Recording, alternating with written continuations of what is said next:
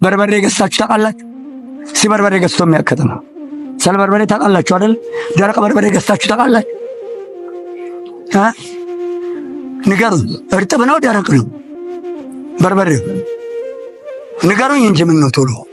እርጥብ ነው አይደለም? ለምን ውሃ ነከሩት? ውሃ ሚዛን እንዲያነሳ አይደለም? 20 ኪሎ ብትገዙ 2 ኪሎ ምንድን ውሃ። ዘር ይወጣል፣ ዘር ይባረካል።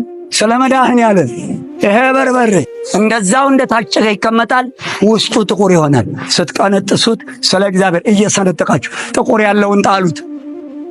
ከዚያ አጠራቅሙና ዘፍስፉት፣ እሽት አድርጋችሁ ጠቡ። ጥቁሩ ከለቀቀ በኋላ ቀዩም አብሮ ይለቃል። ያንን ነጭ ሆኖ ግራጫ ሆኖ ነው የሚተርፈው።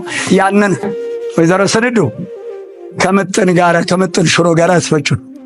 በእናቴ ሴት ነኝ ብትበሉት ግን መድኃኒት የሌለው በሽታ ነው የምትወድቁት። አንጀታችሁ ይታወካል። እናቶች፣ ሴቶች በጡታችሁ ላይ ችግር ይመጣል። እንዳትበሉ ይህንን ጥቁር በርበሬ።